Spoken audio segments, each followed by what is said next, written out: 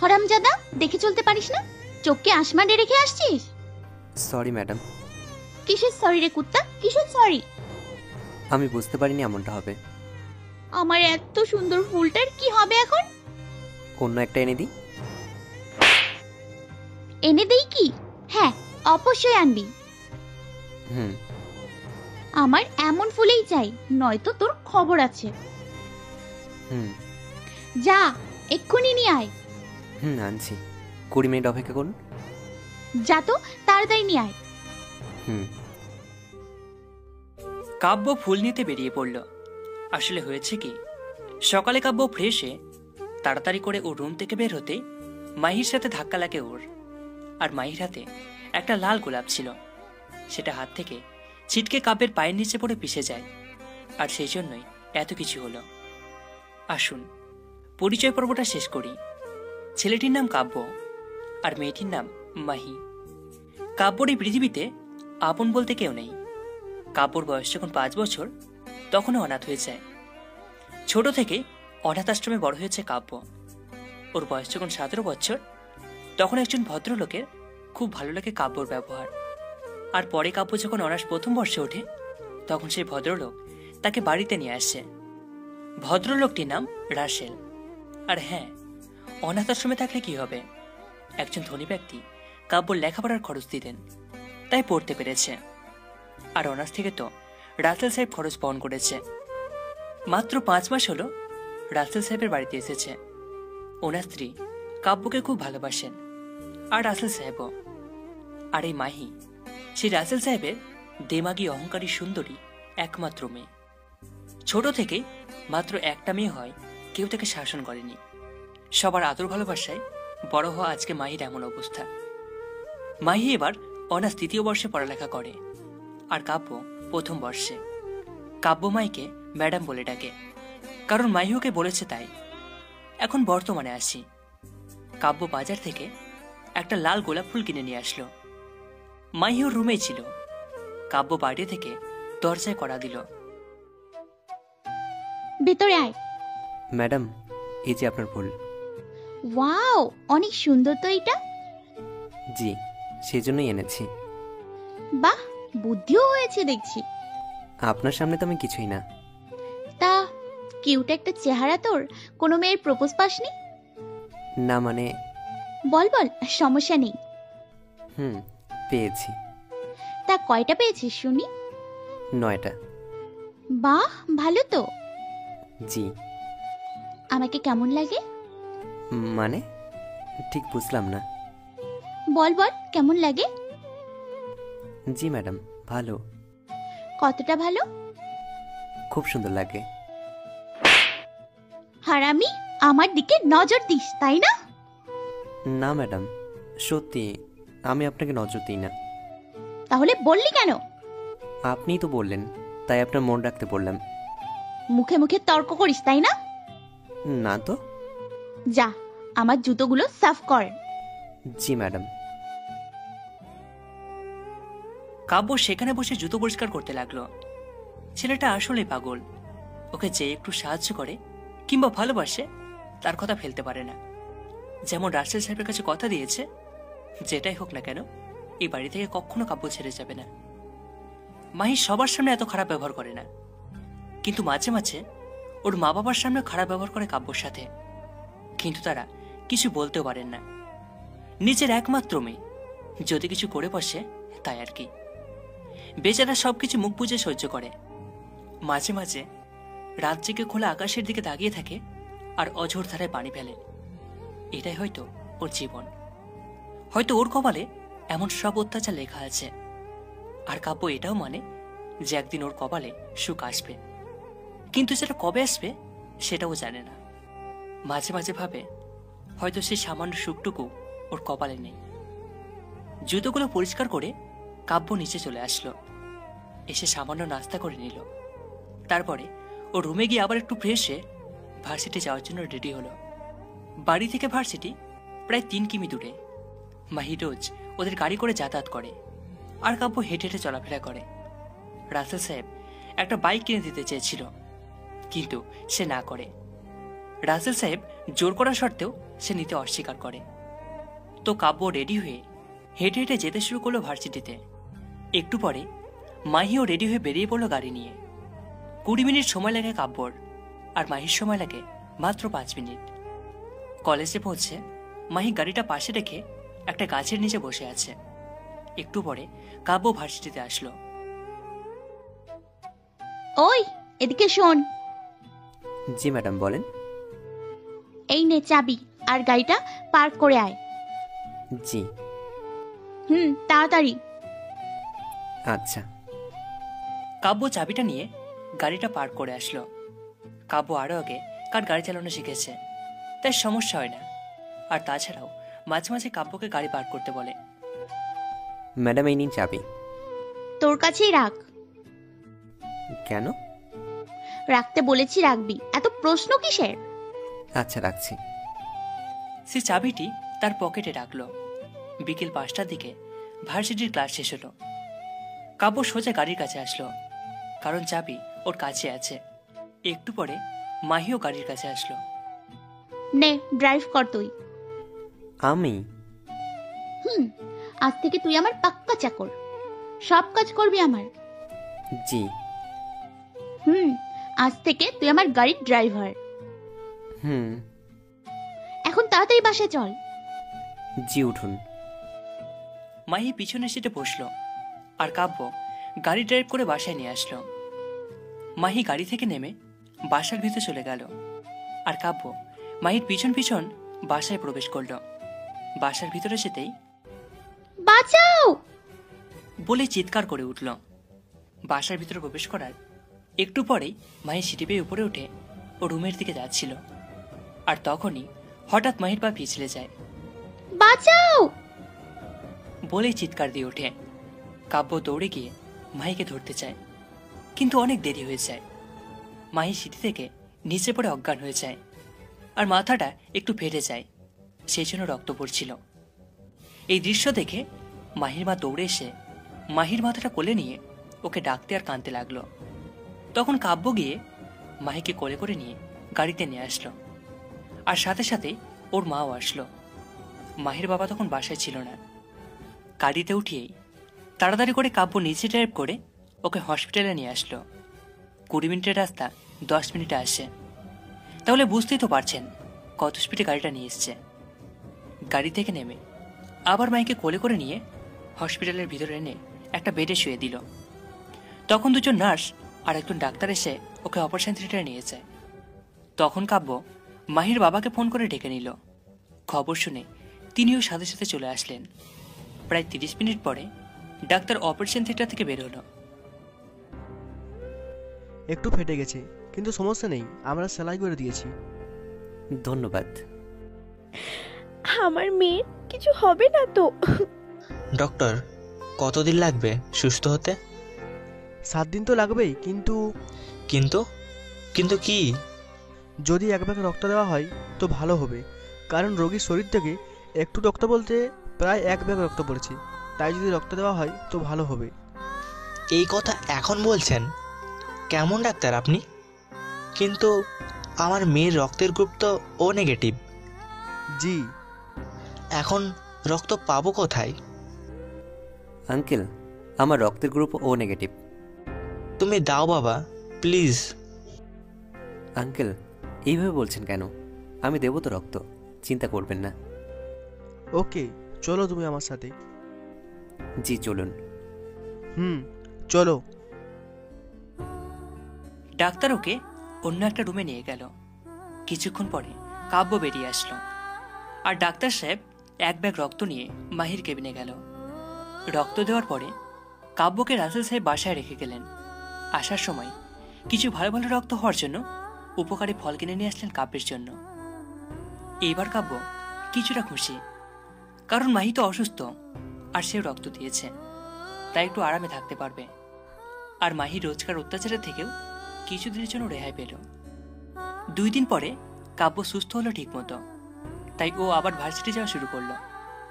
আর 4 দিন পর মাহিকে বাসায় নিয়ে আসা হলো। বাসায় নিয়ে আসার পরে রুম থেকে বেরোতে চায় না, মাথা ব্যথা করে ওর। আজ প্রায় 1 মাস পরে মাহি সুস্থ হলো। একদিন সন্ধ্যায় কাব্যকে ডেকে পাঠালো মাহি। তো কাব্য বাধ্য ছেলের মতো মাহির রুমে চলে গেল। জি ম্যাডাম, ডেকেছেন? কিছু কথা আছে। জি বলুন। আমাকে কে রক্ত দিয়েছিল? একটা গরিব ছেলে। ভালো মতো বল। আমি দিয়েছিলাম। তাই নাকি? জি। আচ্ছা, ধন্যবাদ তোকে। জি ম্যাডাম, ধন্যবাদ দিয়ে ছোট করবেন না। আপনাদের জন্য এখন আমি ঠিকমতো চলতে পারছি, নয়তো হয়তো পারতাম না। বাহ, কথা তো ভালোই শিখেছিস। না তো। যাই হোক, আমি কালকেও ভার্সিটিতে যাব না। ওকে, আমি তাহলে আসি এখন। আসি মানে? আমি কি যেতে বলেছি নাকি? না তো। তাহলে আসি বললি কেন? এমনি, সরি। শোন, কালকে আমার একটা বন্ধুর থেকে কিছু নোট নিয়ে আসবি। আমি ওকে বলে রেখেছি, তুই গেলেই দেবে। আচ্ছা। এখন যা, আর যখন মা বাবা ঘুমিয়ে যাবে তখন একবার আসবি, একটা কাজ আছে। কি কাজ? যা বলেছি কর, প্রশ্ন করবি না। জি আচ্ছা, এখন কি তাহলে যেতে পারি? হুম, যা যা, পড়তে বস গিয়ে। জি। ও মাহির রুম থেকে চলে আসলো ওর রুমে, এসেই পড়তে বসলো। কিন্তু একটু পরেই ওর আর মন বসছে না পড়ায়, শুধু মনে পড়ছে মাহির কথাটা। সবাই ঘুমিয়ে যাওয়ার পরে ওকে যেতে বললো কেন? এসব ভাবতে ভাবতে কাব্যের পড়াটাই আর হলো না। গিয়ে শুয়ে পড়লো বিছানায়। রাত প্রায় 10:30 বাজে। তখন সবাই একসাথে ডিনার করে যে যার রুমে চলে গেল। রাত যখন 11:30, তখন বাড়ির সবাই ঘুমের ঘোরে। তখন কাব্য মাহির রুমের দিকে গেল। হৃৎপিণ্ড ধুকপুক ধুকপুক করছে। দরজায় আস্তে করে ধাক্কা দিতে দরজা খুলে গেল। আর দরজা খুলতেই, সরি ম্যাডাম, বুঝতে পারিনি দরজা খোলা আছে। আরে না, তোর জন্যই তো খোলা রেখেছি। ও এখন দরজাটা লক কর ভালো করে। কেন? কেউ যেন বুঝতে না পারে ভেতরে কি চলছে, তাই। কি হবে এখন? আরে দরজা লাগা তো। আচ্ছা, লাগিয়ে দিচ্ছি। এখন বিছানায় বস। কেন? এত প্রশ্ন না, যা বলছি কর। আচ্ছা। বিছানায় মাহির পায়ের কাছে বসলো। একদম ঠিক জায়গায় বসেছিস। এখন কি করব বলুন? যে জন্য ডেকেছি সেটা করবি। কি জন্য ডেকেছেন ম্যাডাম? ও, তোকে তো বলাই হয়নি। বলুন এখন। তোকে তো পা টেপার জন্য ডেকেছি। ও, কি? অবাক হওয়ার কিছুই নেই, তুই তো আমার চাকর আর আমি তো তোর সিনিয়র, তাই পা টেপ, পাপ হবে না। ও, হা করে কি দেখছিস? পা টেপ। কাব্য মাহির পা টিপতে লাগলো। আর মাহি আরামে চোখ বন্ধ করে ঘুমানোর চেষ্টা করছে। আমি পারলে তোরই আমার পা টিপাইতাম, শয়তান মায়া একটা। পা টিপতে টিপতে কাব্যের ঘুম লেগে যায়। তারপরও পা টিপেই চলেছে। হঠাৎ করে ঘুমে পা টেপা বন্ধ হয়ে যায়। আর মাহি তখন কাব্যকে জোরে একটা লাথি মারে। ঘুমের ঘোরে নিজের ভারসাম্য ঠিক করতে না পারায় খাটের এক কোনায় গিয়ে মাথাটা ধাক্কা লাগে আর কপালটা কেটে যায়। কাব্য সেটা বুঝতে পারেনি, শুধু বুঝেছে যে একটু ব্যথা করছে। কাব্য আবার ঠিকমতো বসে মাহির পা টিপতে লাগলো। হঠাৎ করেই কয়েক ফোঁটা রক্ত কাব্যর কপাল থেকে মাহির পায়ে পড়ল। এই, পায়ে কি দিলি? কই? ভালো করে দেখ, থুথু দিলি নাকি? না ম্যাডাম। দেখি দেখি। মাহি উঠে বসে আলো দিয়ে দেখলো লাল রঙের পানি। তারপরে কাব্যের দিকে আলো দিয়ে দেখে কপাল কেটে গেছে। ছি, তোর রক্ত পড়ে আমার পাটা নোংরা করে দিলি। কই রক্ত? কপালে হাত দিয়ে দেখ। ছি, রক্ত পড়ছে। পাটার কি অবস্থা করলি? যা, ভাগ রুম থেকে। কেমন খারাপ মেয়ে! ছেলেটার কপাল কেটে রক্ত পড়ছে আর ওর পা নোংরা হলো সেটা নিয়ে রাগ করছে। হায় রে মানুষ। যা এক্ষুনি রুম থেকে, নয়তো তোর 12টা বাজাবো। জি যাচ্ছি। ভাগ। কাব্য মায়ের রুম থেকে বের হয়ে নিচের রুমে এসে কপালটা পরিষ্কার করে ঔষধ লাগিয়ে শুয়ে পড়ল। খুব কষ্ট হচ্ছিল ওর। এমন ব্যবহার করবে আশা করেনি কাব্য। ওর কপাল কেটে গেছে, কিন্তু ওটা পরিষ্কার না করে মাহি ওকে আরো বকা দিয়ে বের করে দিল রুম থেকে। এসব ভাবতে ভাবতে ঘুমিয়ে পড়েছে। পরের দিন সকালে ঘুম থেকে উঠে ফ্রেশ হয়ে নাস্তা করতে আসলো কাব্য। কি ব্যাপার কাব্য, তোমার কপালে কি হয়েছে? না আঙ্কেল, তেমন কিছু না। কি হয়েছে বলো। ওই কাল রাতে খাটের সঙ্গে ধাক্কা লেগেছে, আর সেই জন্য হালকা একটু কেটে গেছে। ডাক্তার দেখাতে হবে নাকি? না না, তেমন কিছু না। আচ্ছা, নাস্তা করো। হুম। সবাই একসাথে নাস্তা করলো, কিন্তু মাহিও রুমে ছিল। সেখান থেকে সে বের হয়নি। নাস্তা করার শেষে কাব্য ও রুমে এসে রেডি হয়ে ভার্সিটির জন্য বেরিয়ে পড়ল। 20 মিনিট পর ভার্সিটি চলে আসলো। তখন কিছু বড় ভাইয়া ওকে ডাক দিল। ওরা 3য় বর্ষে পড়ালেখা করে। কিরে কিউট পোলা, এদিকে আয়। এই ফুলটা নে, আর ওই মেয়েটাই গিয়ে দে, আর আই লাভ ইউ বলবি যা। কাব্যকে একটা লাল গোলাপ ফুল দিয়ে কথাটা বলল। আর তখনও পিছনে ঘুরতেই তো অবাক। ওর চোখ তো কপালে উঠে গেল। না ভাইয়া, পারবো না প্লিজ। আর আমি তো নতুন না, আমার সাথে কেন র্যাগিং করছেন? দিবি নাকি প্রিন্সিপালের কাছে গিয়ে তোর নামে বিচার দেব? প্লিজ। না, তুই যা। প্লিজ ভাইয়া। ওই গেলাম কিন্তু। আচ্ছা যাচ্ছি।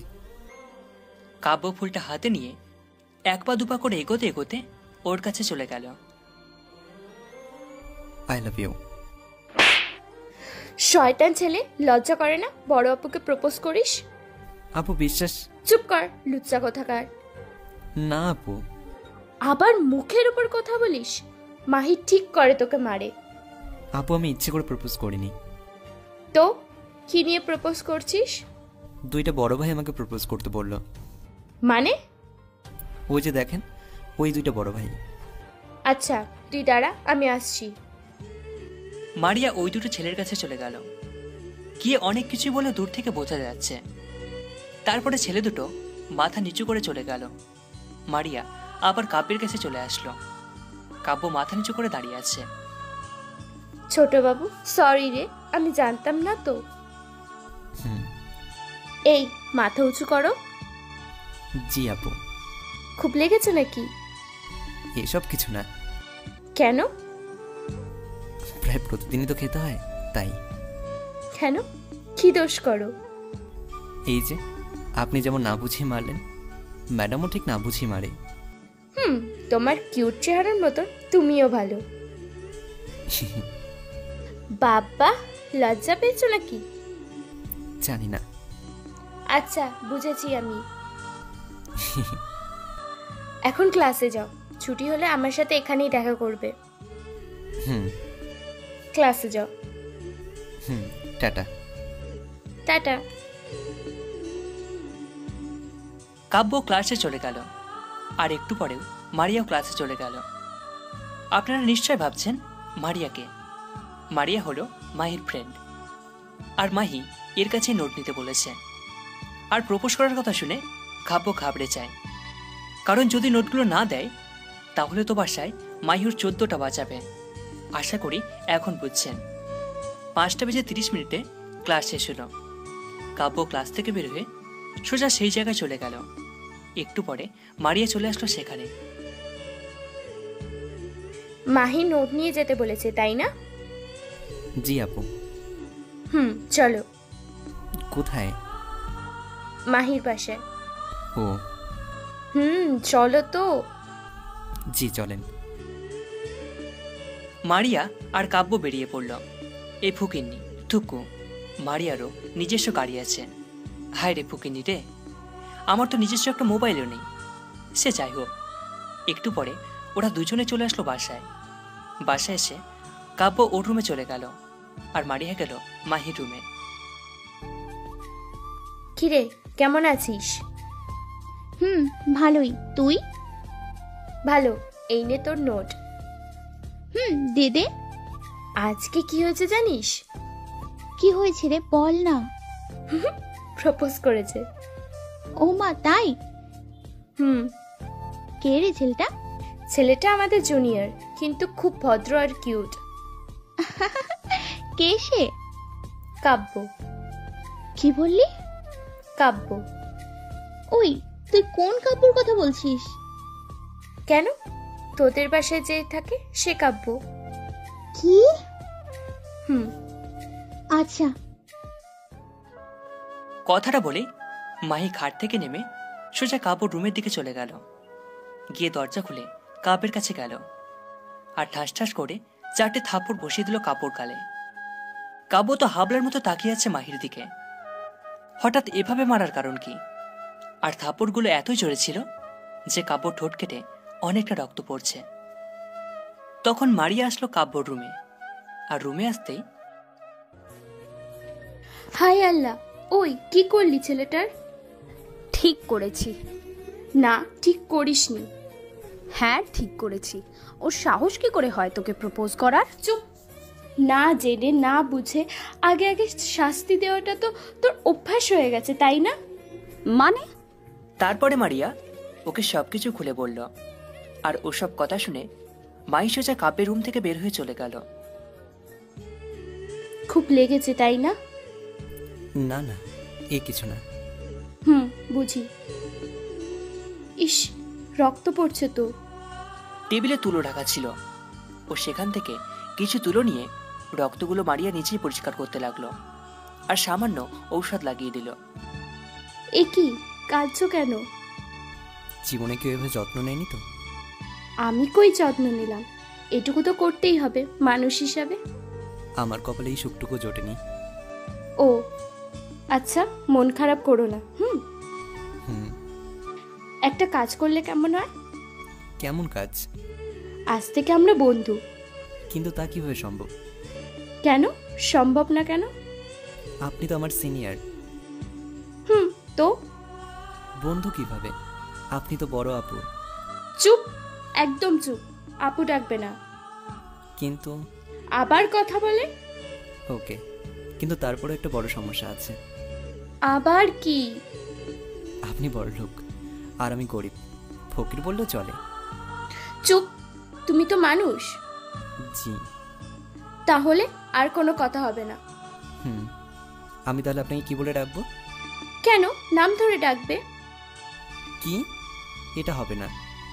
একদম খুন করব যদি না বলিস তো। আমি কখন না বললাম? মারিয়া বলেই তো ডাকবো। এই তো, গুড বাই। আমি আসি তাহলে। এটা বলেই মারিয়া রুম থেকে বের হয়ে চলে গেল। আর গুড বয় বললো, তাই না? ও তো ভয়ের ঠেলায় নাম ধরে ডাকতে চাইল।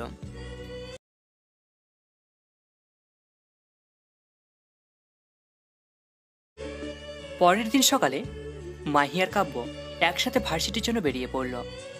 একসাথে, কারণ গাড়ি ড্রাইভ করছিল কাব্য আর মাহি পিছনে বসেছিল। ওই দিন ক্লাস করে যথানিয়মে বিকেলে বাসায় চলে আসলো। এভাবে প্রায় 10 দিন কেটে গেল। একদিন সকালে মারিয়া ওদের বাসায় আসলো। ওই দিন ভার্সিটি ছুটি ছিল। আরে দোস্ত, তুই হঠাৎ আসলি যে? কেন, আসা যাবে না বুঝি?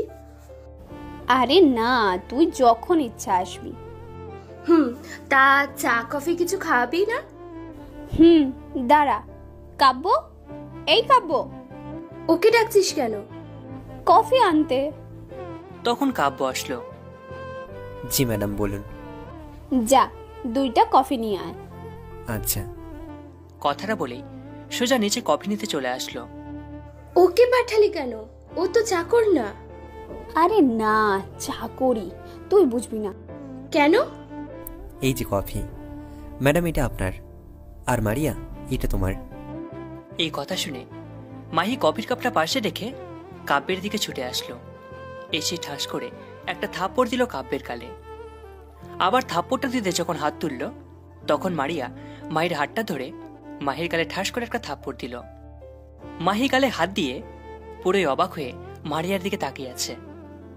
কাব্য খুব অবাক হয়ে গেল, কারণ মারিয়া হঠাৎ করে মাহিকে থাপ্পড় মারবে এটা কাব্য কিংবা মাহি কেই ভাবতে পারেনি।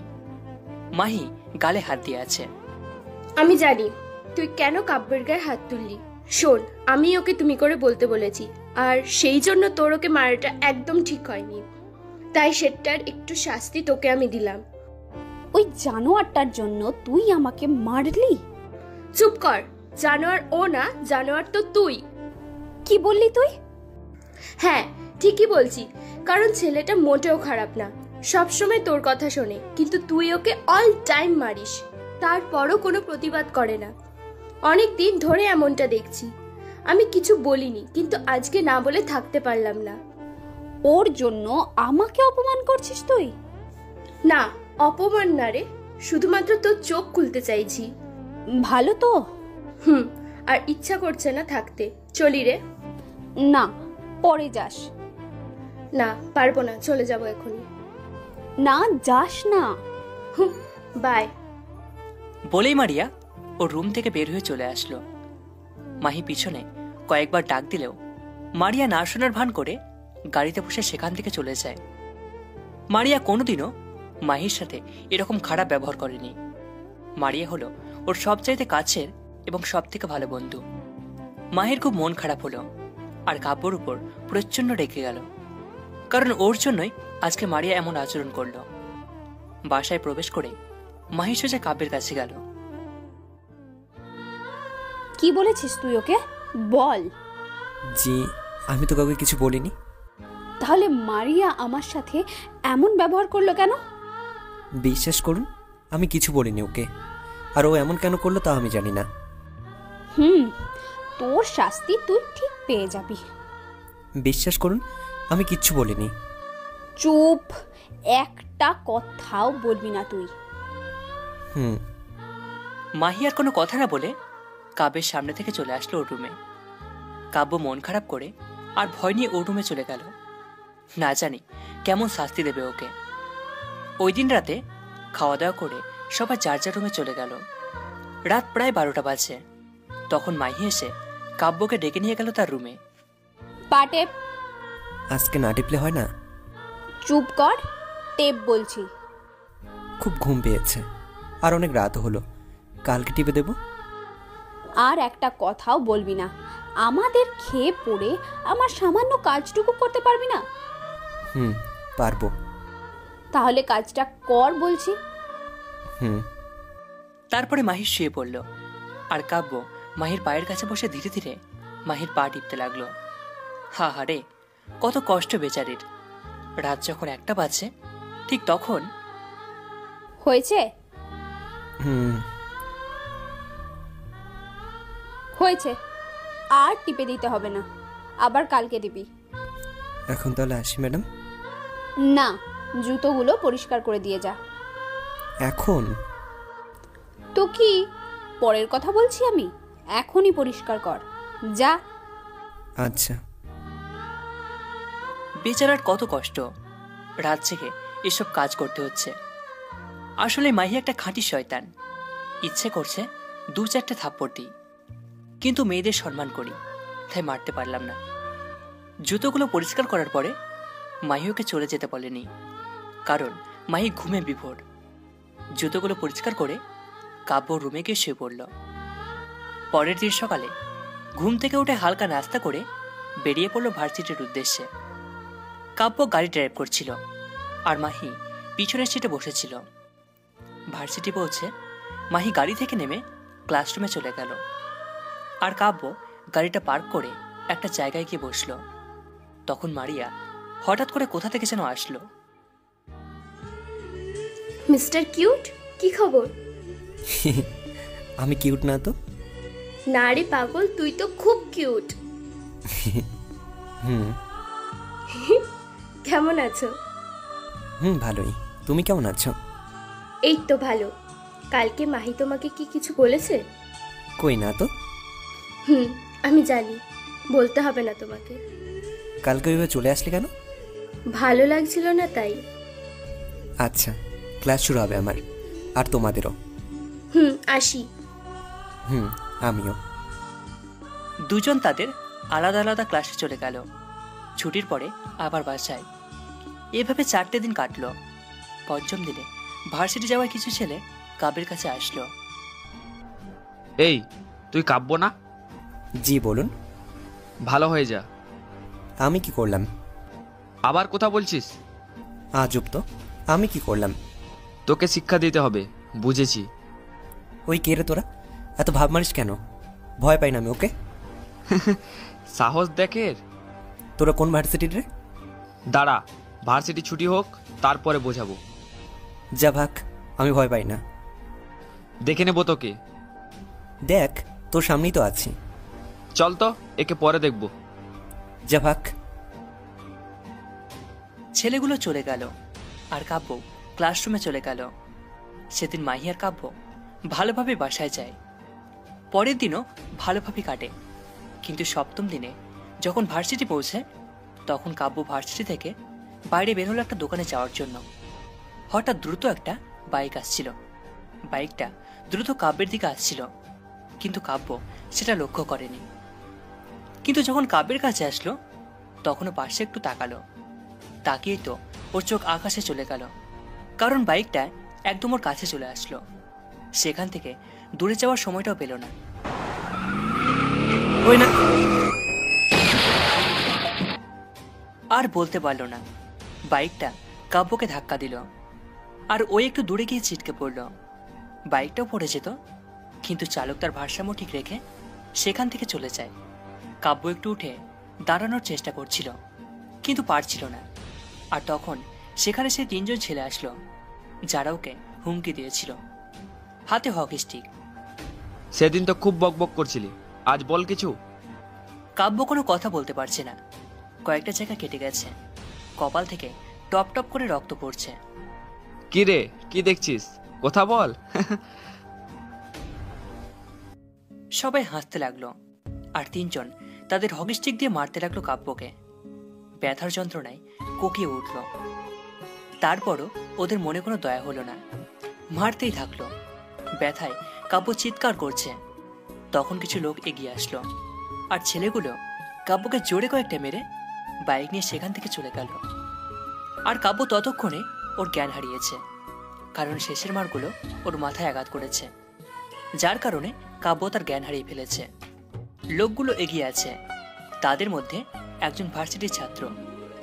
ও দ্রুত ভার্সিটি গিয়ে কাব্যের বন্ধুগুলোকে বলল। আর তখন মারিয়াও সেই কথাটা শুনতে পায়, আর ও দ্রুত চলে যায় কাব্যের কাছে। সেখানে সে দেরি না করে মারিয়া ওর গাড়িতে উঠিয়ে কাব্যকে হসপিটালে নিয়ে চলে আসলো।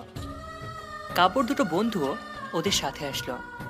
গাড়ি থেকে নেমে ওরা দুজনে কাব্যকে ধরে একটা বেডে শুয়ে দিল। মারিয়া ফর্মটা পূরণ করলো। তারপর ডাক্তার এসে কাব্যকে অপারেশন রুমে নিয়ে গেল। 30 মিনিট পরে ডাক্তার বের হলো। কি হলো ডক্টর? এই ছেলেটার এমন অবস্থা কেমন করে হলো?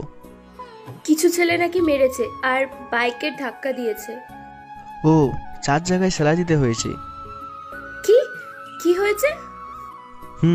কপালের কোণে, পায়ে, হাতে আর মাথার পেছনে ফেটেছে। ও ঠিক আছে তো? এখন ঠিক আছে। রক্ত দিতে হবে? কিন্তু না দিলেও চলে। বুঝলাম না ঠিক। ছেলেটার শরীরে একদম ঠিক পরিমাণ রক্ত। আজ 5% রক্ত পড়েছে, তাই তেমন ভয় নেই। ও আচ্ছা। ওর বাড়ির লোককে ডাকো। কিন্তু ওকে বাড়ি নিয়ে যাওয়া যাবে কি? 2 দিন পরে। আচ্ছা ঠিক আছে, ওর সাথে কি দেখা করতে পারি? না, এখন না, একটু পরে। ঠিক আছে। এদিকে মারিয়া রাসেল সাহেব আর তার স্ত্রীকে ডাকলো। মাহিকেও ডেকেছে, কিন্তু সে আসেনি। একটু পরে মারিয়া রাসেল সাহেব ও তার স্ত্রী কাপের বেডের কাছে গিয়ে বসলো। ওনাদের দেখে কাপও উঠে বসতে চাইল, কিন্তু রাসেল সাহেব বারণ করলেন। এখন কেমন লাগছে বাবা? জি আন্টি, ভালো। ব্যথা করছে খুব, তাই না বাবা? একটু তো ব্যথা করছি। যারা তোমার এমন করেছে তাদের ভালো হবে না, তিলে তিলে মরবে। না আন্টি, কাউকে অভিশাপ দেবেন না, হয়তো টাকার জন্য এমন করেছে। এখন তুমি রেস্ট নাও। কি এমন করেছে? তুমি কি ওদের চেনো? না আঙ্কেল, একবার হুমকি দিয়েছিল। কে তারা? না, আমি তাদের চিনি না। তুমি শিওর তো? আঙ্কেল। আচ্ছা, তুমি রেস্ট নাও, দুপুরে তোমার আন্টি খাবার আনবে। ওকে। চলো, রান্না করবে। চলো। ওনারা চলে গেলেন। তখন মারিয়া কাব্যের কাছে এসে বসলো। কেমন আছে এখন? খুব ভালো। ওই, এটা মজা করার সময় না। থাপ্পড় দিয়ে দাঁত ফেলাই দিমু। কে ছিল ওরা বলো? জানি না তো। সত্যি বলো বলছি। আরে আমি জানি না। ওকে বাই, আজকের পর থেকে কোনো বন্ধুত্ব নেই আমাদের। ওই রাগ করো কেন? তাহলে বলো ওরা কে ছিল? ম্যাডাম ওদের ভাড়া করেছিল আমাকে মারতে। কি? মাহি? তুমি কেমন করে জানলে? আজকে সকালে শুনেছি। ফোনে কাউকে বলছিল আমাকে যেন উচিত শিক্ষা দেয়। আজকে ওর একদিন কি আমার একদিন? ওই, ওনাকে কিছু বলবে না। চুপ, একদম চুপ। দেখো, যদি ম্যাডাম কিছু জানতে পারে তাহলে তোমার আর আমার বন্ধুত্ব শেষ। কিন্তু তোমাকে মারতে চেয়েছে ও। মারতে চেয়েছে, মেরে ফেলতে না। ধ্যাত। যাও, ভার্সিটি যাও। না। কেন? ক্লাস তো আছে তোমার। তো যাও। ও, আমি এখানে আছি তাই বিরক্ত লাগছে, তাই না? আরে কি বলো, একদমই না। তাহলে যেতে বলছো কেন? ওকে, থাকো এখানে, আর পারলে কিছু ফল কেটে দাও। গুড বাই দিচ্ছি। দুদিন পরে কাব্যকে বাসায় নিয়ে যাওয়া হলো। কিন্তু তারপরও মাহি ওর উপর অত্যাচার করতোই। যেমন মাঝে মাঝে এইটা করতে বলতো, ওটা করতে বলতো। কাব্যের খুব কষ্ট হতো কাজগুলো করতে। 8 দিন পরে ওর ছোট 4টে সেলাই কেটে দেওয়া হলো। সেলাই কাটার 2 দিন পরে। শোন, আজকে রাতে পা টিপতে আসবি। আর কিছুদিন পরে দেব। কেন? এতদিন বসে বসে গিললি, এতে পেট ভরেনি? সরি, যাবো রাতে পা টিপতে। গুড। জি। এই দিন রাতে প্রায় 1 ঘন্টা ধরে পা টিপিয়ে দিয়েছে। এতে কাব্যের হাতটা আবার একটু ব্যথা করতে লাগলো। ম্যাডাম, আজকের মধ্যে থাক না, হাতটা খুব ব্যথা করছে। ঢং না করে টেপ তো। ম্যাম, সত্যি বলছি, কাটা জায়গাটা খুব ব্যথা করছে। ধুর শালা, ছোট লোক, সামান্য একটু লেগেছে তাই এত ঢং। যা ভাগ। মন খারাপ করে রুমে চলে আসলো। এসে হাতে একটু ঔষধ লাগিয়ে শুয়ে পড়ল। পরের দিন সকালে ঘুম থেকে উঠে ফ্রেশ হয়ে খাওয়া দাওয়া করে দুজন বাড়ি থেকে বেরিয়ে গাড়ির কাছে আসলো। ম্যাডাম। কি বল? আজকে গাড়িতে যাওয়া হবে না। কেন শুনি? চাকাতে একটু হাওয়া নেই, হয়তো লিক হয়েছে। এখন কি হবে? রিক্সা করে যাব। না, আজকে হেঁটে যাব, মজাই লাগবে। অনেকটা পথ হাঁটতে হবে তো। আমি যা বলেছি তাই হবে। তুই বাবাকে বলে আয় গাড়ি ঠিক করে রাখতে। আচ্ছা। কাব্য বাসার ভিতরে গিয়ে রাসেল সাহেবকে গাড়ি মেরামতের ব্যবস্থা করতে বলে চলে আসলো বাইরে। কি রে, হয়েছে বলা? জি। তাহলে হাঁ করে তাকিয়ে না থেকে হাঁটা শুরু কর। চলুন। দুজন হাঁটা শুরু করলো। মাহি অনেক বক বক টুকু কথা বলছে, মাঝে মাঝে কাব্য উত্তর দিচ্ছে। আর আজকে কাব্য ভালো করে মাহির দিকে তাকালো। মাহি এমনিতে তো দেখতে একটা পরীর মতো, আর মাহির কথা বলার ধরনটাও চমৎকার। কাব্য মুগ্ধ হয়ে মাহির দিকে তাকিয়ে আছে। ওই, কি দেখছিস অমন করে? কই, কি তাই? কিছু না তো। দেখবাই তো আমি যে সুন্দরী। না না, আপনি তো পড়ি। হয়েছে। আর কত দূর রে? ওই তো আর 8 মিনিটের রাস্তা। ওহ। তারপরে আর কেউ কোনো কথা বলেনি। দুজন চুপচাপ হাঁটতে লাগলো। কাব্য একটু পর পর মাহির দিকে দেখছে। প্রেমে পড়ে গেল নাকি? মাহি রাস্তা দিয়ে হাঁটছিল আর লাফালাফি করছিল। হঠাৎ করে মাহি লক্ষ্য করলো একটা গাড়ি ওর খুব কাছে চলে এসেছে। মাহি ভয়ে চিৎকার করলো। ওই তখন কাব্য সাথে সাথে মাহির দিকে তাকালো, আর তখনই মাহির হাতটা ধরে নিচের দিকে টেনে নিল। কাব্য মাহিকে খুব জোরে নিচের দিকে টেনে নেওয়ায় মাহি ওর ভারসাম্য ঠিক রাখতে পারেনি, যার ফলে মাহির ঠোঁট কাব্যের ঠোঁটে লেগে যায়। কাব্য তো তখনই চোখ বন্ধ করে নেয়, আর মাহিও। একটু পরে মাহি নিজেকে ছাড়িয়ে নিল। কপাল ভালো যে কোনো লোক ওদের দিকে তাকিয়ে নেই। কাব্য তো ভয়ে শেষ, ঘামতে লেগেছে ভয়ে। না জানি আজ ওর উপরে কেমন ঝড় যাবে। কিন্তু মাহিওকে কি মারবে, উল্টে ওই লজ্জায় শেষ। মাহির গাল লাল হয়ে গেছে লজ্জায়। ম্যাডাম সরি, আমি বুঝতে পারিনি এমনটা হবে। মাহি কোনো কথা বলছে না, মাথা নিচু করে হাঁটছে, আর চেহারায় লজ্জা পরিষ্কার বোঝা যাচ্ছে। কিন্তু ঠোঁটের কোণে মিষ্টি একটু হাসি। আহা, আমার বউটা লজ্জা পাবে ভাবতে আমারও লজ্জা লাগে। ম্যাডাম ক্ষমা করে দিন না এবারের মতো। Sorry ma'am. ক্লাসের দেরি হয়ে যাচ্ছে, ক্লাসে যেতে হবে, তাড়াতাড়ি চল। ক্ষমা করেছেন তো ম্যাম? দেখ, তোর কোনো ভুল নেই, শুধু শুধু ক্ষমা চাইছিস কেন?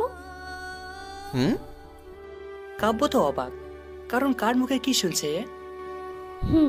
চল তো। চলুন।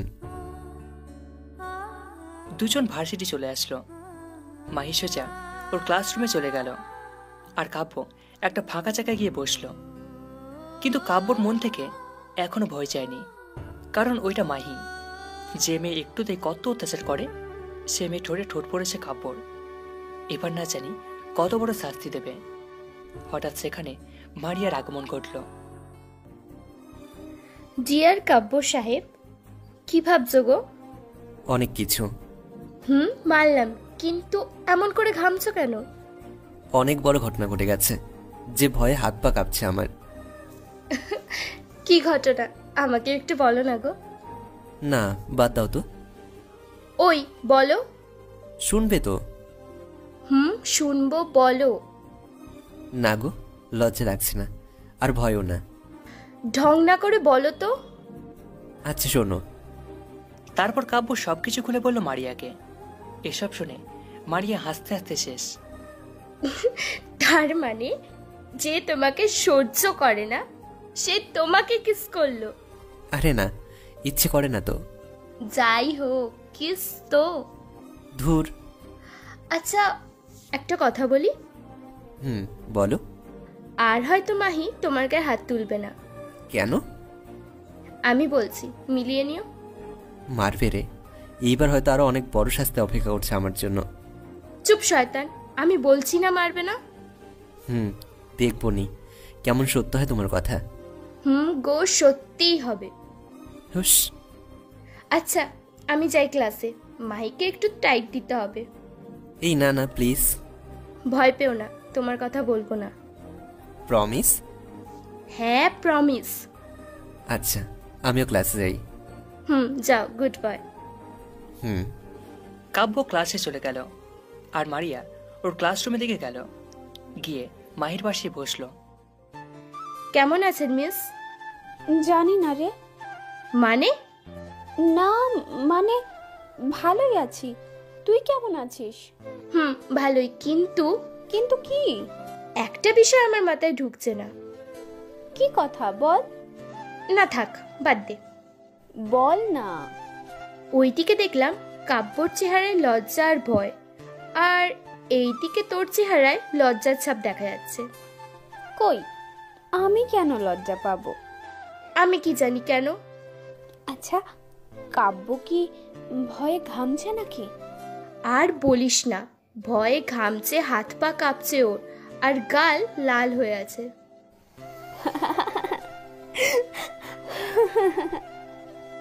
পাগলির মতন হাসছিস কেন? না, এমনি। বল বলছি, নয়তো খুব খারাপ হয়ে যাবে। আরে ওর জন্যই হাসছি। কেন, কি করেছে? কিছু না। ওই কি ভাবছিস? না না, কিছু না তো। বলবি কি না? আরে তেমন কিছু না রে। ওকে বাই, আমার সাথে কথা বলবি না, ওকে?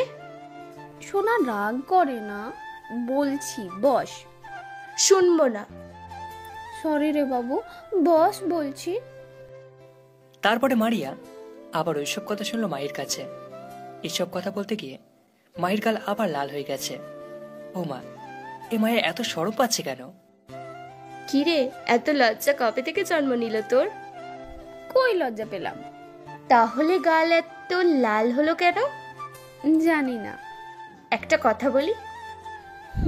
বল, কত কথা বলবি? কাব্য মনে হয় তোকে ভালোবাসে। কি? আর একটা সত্য কথা বলি? বল। তুই ওর প্রেমে পড়ে গেছিস। আরে না, কি বলিস? তাই যদি হয় তাহলে তোর গাল লাল কেন? এতক্ষণে তো ওকে মারার কথা তোর। জানি না। আমাদের মাহি তাহলে একটা জুনিয়র ছেলের প্রেমে পড়েছে। সবাই উঠে দাঁড়ালো, স্যার এসেছে তাই। তারপরে সবাই পড়ায় মনোযোগ দিল। ওই দিন ক্লাস সব শেষ করে বাইরে এসে দাঁড়িয়েছে কাব্য। একটু পরে মাহি আসলো, কিন্তু কাব্যকে দেখেই মাথা নিচু করে ফেলল। যাকে দেখলে কাব্য মাথা নিচু করে, সে কিনা আজ কাব্যকে দেখে মাথা নিচু করছে। মুঝে কই সমঝা তো। চল বাসায় যাব। জি চলুন। দুজন হাঁটতে লাগলো। হঠাৎ করে মাহির নজর পড়লো ফুচকার দোকানে। খাবো, কিন্তু টাকা নেই তো কাছে। কিছু বলবেন? না না, চল বাসায়। জি চলুন। পরে আর কেউ কোনো কথা বলেনি, সোজা বাসায় চলে গেল। সন্ধ্যায় কাব্য একটু বাজারের দিকে আসলো। এসে কিছু একটা খাবার কিনে নিয়ে বাসায় গেল। গিয়েই মাহির দরজায় হালকা ধাক্কা দিল। কে? ম্যাম, আমি। ও, আয় ভিতরে। কি করেন? এই তো বসে আছি। তোর পেছনে কি আছে দেখা। রাগ করবেন না তো? আরে না, দেখা। এই যে আপনার জন্য নিয়ে আসলাম। ওয়াও, ফুচকা। জি। দে না, আর দেরি সহ্য হচ্ছে না। নিন খান, আমি যাই। কাব্যকে ফুচকা দিয়ে চলে আসলো ওর রুমে। এভাবে 7 দিন কেটে গেল। এই কয়েকদিনে মাহি ওর সাথে অনেক ভালো ব্যবহার শুরু করেছে, অনেকটা ফ্রেন্ডলি হতে চাইছে। কিন্তু কাব্য গরিব, এই জন্য সেটা হতে দিচ্ছে না। কারণ ওর আর মাহির বন্ধুত্ব মানে না। দিনটা শুক্রবার।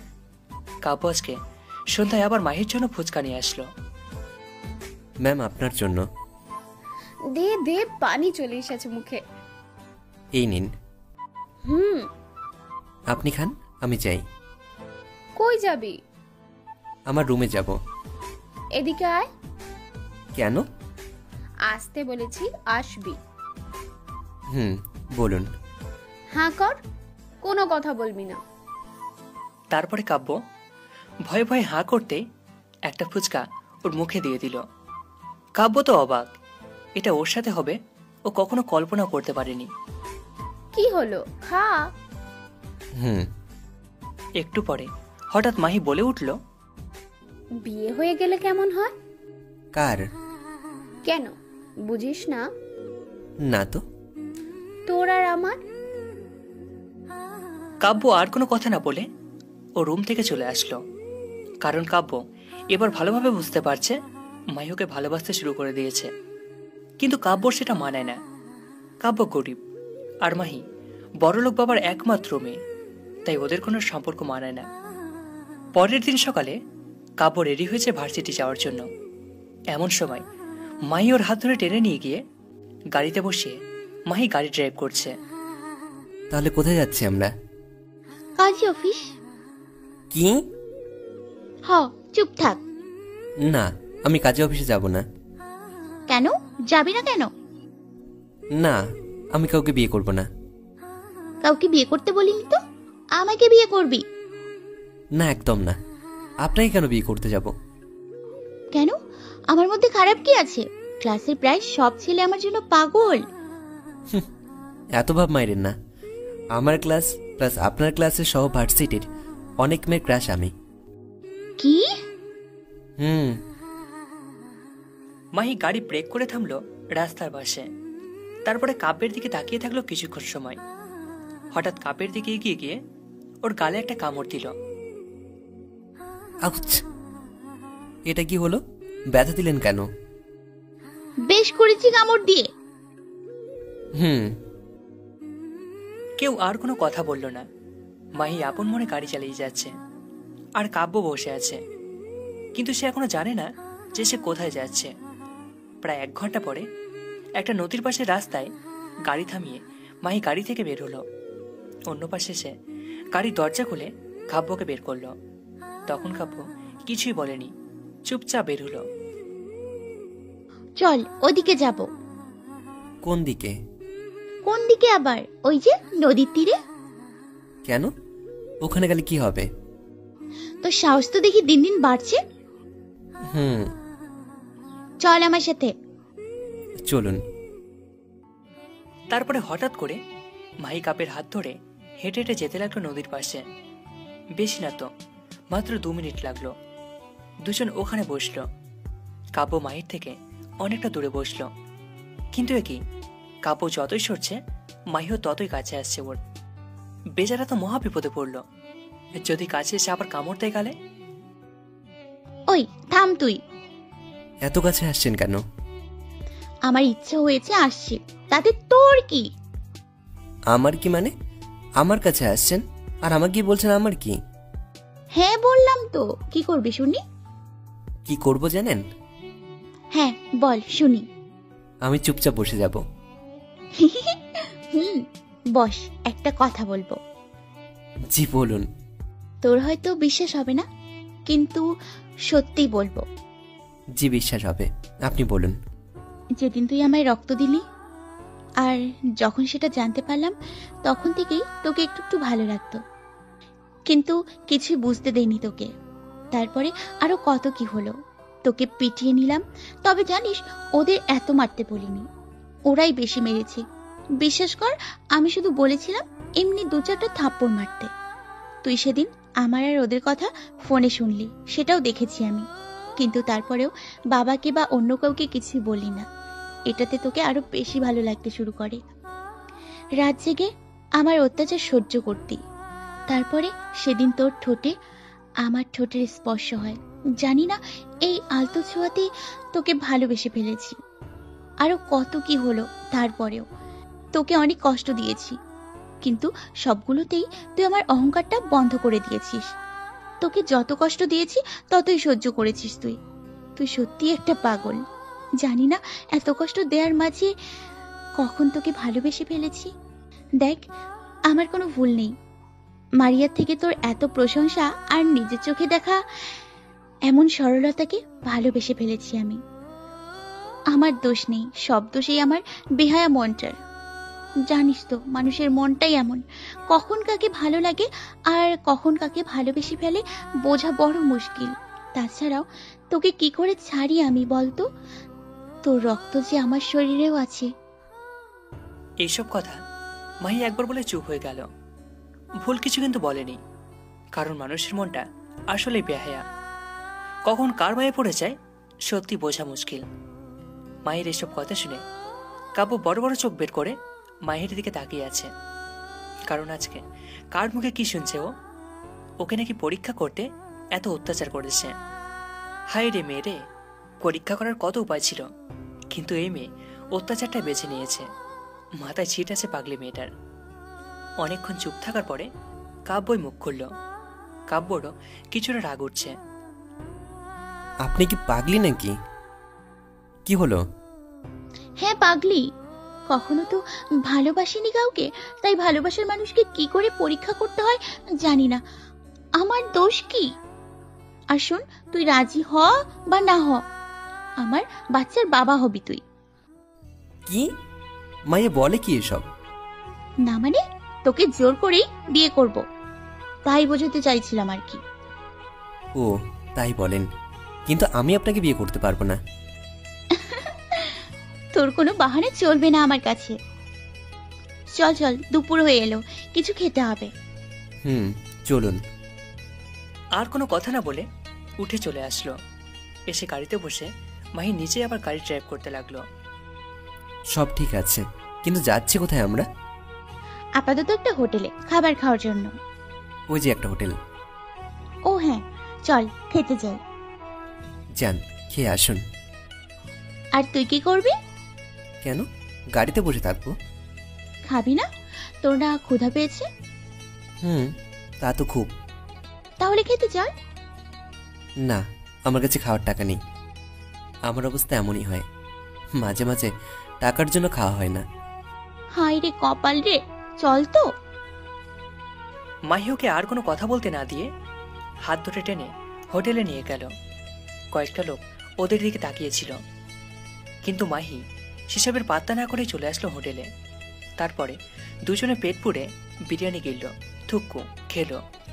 খাওয়া শেষে মাহি বিল মিটিয়ে আবার গাড়িতে চলে আসলো। ধন্যবাদ ম্যাম। ম্যামকে? কিসের ম্যাম? না মানে ম্যাডাম আর কি। বাল, বউ বলবি আমাকে, বউ, বুঝলি? কি? হ, এত অবাক হওয়ার কি আছে? কিছু না, কিন্তু এখন কোথায় যাব আমরা? কোথায় আবার? চাচুর বাড়ি। কেন, হঠাৎ ওখানে কেন? মিমির বিয়ে তো, তাই। ও, এই ব্যাপার। তা আমাকে আগে বললেন না কেন? এমনি, এখন গাড়িতে ওঠ, তাড়াতাড়ি যেতে হবে। ড্রাইভার? সমস্যা নেই, চল। তোর বউ তো, তাই ড্রাইভারই করতে পারি। বাপরে, কি শার্প কান! এত আসতে বললাম, তাও শুনলো। কি হলো, ওঠ গাড়িতে। কাব্য আর মাহি গাড়িতে উঠে বসলো। মাহি ড্রাইভিং করছে আর কাব্য তার পাশের সিটে। সন্ধ্যার দিকে ওরা পৌঁছে গেল সেখানে। তারপরে দুজনকে তাদের রুম দেখিয়ে দেওয়া হলো। রাসেল সাহেব আর ওনার স্ত্রী নাকি আসবেন না, কাজের অনেক চাপ, তাই মাহি আর কাব্য আসলো। বিয়ে আরো 5 দিন পরে হবে। এতদিন আগে আসলো, কলেজ মিস হলো, এর মধ্যে শপিং এর কাজটাও সেরে ফেললো। কাব্য তেমন কিছু নিত না, কিন্তু মাহি জোর করে ওর জন্য কাপড় কিনেছে। কাব্যর কাছে এখন এসব স্বপ্নই লাগছে, কারণ একটা ডাইনি কি করে এত নরম হতে পারে। তবে হতে পারে, কারণ মানুষ চারটাই ঠিক এমনই। আর মাহি তো একটা মেয়ে, তাই রূপ বদলাতে সময় লাগে না। তবে মানতেই হবে, মেয়েরা অনেক ভালো, কারণ খারাপ সময়গুলোতে তারা নিজেকে সহজে মানিয়ে নিতে পারে। তবে ছেলেরাও কম না, মেয়েদের নিয়ে কখনোই বাজে কথা বলবেন না। তবে দোষ করলে শাসন করা যাবে, কারণ প্রিয় নবী নিজে বারণ করেছেন নারীদের গালি দিতে। তাই বলেছে মেয়েরা ছেলেদের গালি দেবে তা কিন্তু না, কারণ মনে রাখবেন আপনার পিতাও একজন পুরুষ মানুষ। গায়ে হলুদের দিন কাব্য একটা মেয়ের সাথে কথা বলে, আর এটা মায়ের নজরে পড়ে, কিন্তু কাব্যকে কিছুই বলেনি, কারণ এটা বিয়ের বাড়ি, রাত্রের বেলা। তোর সমস্যা কি? ওই পেতনির সাথে এত কিসের কথা? আপনার সমস্যা নেই তো, মেয়েটা তো সুন্দরী। হারামি, কোনো মেয়ের সাথে কথা বলবি না তুই। কেন? আমি বারণ করেছি, তাই বলবি না, কারণ তুই আমার হবু বর। হ্যাঁ, কইছে তোরে বিয়ে করব না আমি। চাচি ডাকছে, গেলাম আমি, আর আমার কথা মাথায় রাখবি। আজকে বিয়ে হবে, সবাই খুব সেজেছে, মাইও সেজেছে, তবে বেশি না, কিন্তু মায়ের হালকা সাজাতেই ওকে অপূর্ব সুন্দরী লাগছে। অনেক কয়টা ছেলে ওর দিকে ট্যাপ ট্যাপ করে তাকিয়ে আছে। কাব্য মাঝে মাঝে আর চোখে তাকাচ্ছে। সন্ধ্যার সময় কাব্য দাঁড়িয়ে আছে একটা দেওয়াল ধরে। এখান থেকে সবকিছু দেখা যাচ্ছে, আর কোনো মানুষজনও নেই, তাই ও এখানে এসেছে। তখন সেখানে সুমু আসলো। শুনুন, মাহি যে মেয়েটার সাথে কথা বলতে বারণ করেছিল, ওই মেয়েটার নামই সুমু। High handsome. কাকে বলছেন? কেন, তোমাকেই বলছি। অনেক হ্যান্ডসাম লাগছে তোমাকে। ধন্যবাদ। আমাকে কেমন লাগছে বললে না যে? আপনাকেও সুন্দরী লাগছে খুব। তাই বুঝি? আমাকে সুন্দরী লাগছে? হ্যাঁ, সত্য বলছি। ওদিকে কি, ওটা দেখো। কই, কি? সুমুর কথায় কাব্য অন্যদিকে ঘুরে তাকাতেই দেখে মাহি ওর দিকে আসছে। আর ঠিক তখন সুমু হঠাৎ করেই কাব্যের গেলে একটা চুমু দিয়ে দেয়। সঙ্গে সঙ্গে কাব্য বড় হয়ে গেল। এ মেয়ে কি করলো? আর এই দৃশ্য দেখে মাহির মাথা বিগড়ে গেল। জোরে জোরে হাঁটতে লাগলো সে। এদিকে কাব্য বরফের মতো হয়ে গেছে এরকম আচমকা শখ, থুকু, চুমু পেয়ে। তবে শখ বললেও চলে, মেয়েটা যে লুচ্চু তা মানতেই হবে। মাহি তাড়াতাড়ি করে ওদের কাছে আসলো। ঠাস ঠাস করে দুটো কষিয়ে থাপড় দিল সুমুর গালে। থাপড় খেয়ে সুমু ভেবাচকা খেয়ে গেল। আজাইরা ওকে থাপড় মারবে কেন এই ভেবে। মাহি প্রচন্ড রেগে আছে। সুমু চুলের মুঠি ধরে ওর মাথা দেওয়ালে জোরে একটা ধাক্কা দিল। ধাক্কাটা সুমুর মাথায় লেগেছে। তারপরে সুমুকে ছেড়ে দিয়ে কাব্যের কাছে আসলো। মাথার যন্ত্রণায় সুমু বসে পড়ল মাটিতে। মাহির এমন অগ্নিরূপ দেখে ওর হাঁটু কাঁপতে শুরু করেছে ভয়ে। না জানি এবার কি যাবে ওর উপর দিয়ে। খুব শখ তাই না মেয়েদের থেকে চুমু নেয়ার? এই নে। কাব্যের ঠোঁটের সাথে নিজের ঠোঁট মিশিয়ে দিল মাহি। কিন্তু পরক্ষণে কাব্য নিজেকে আলাদা করে নিল।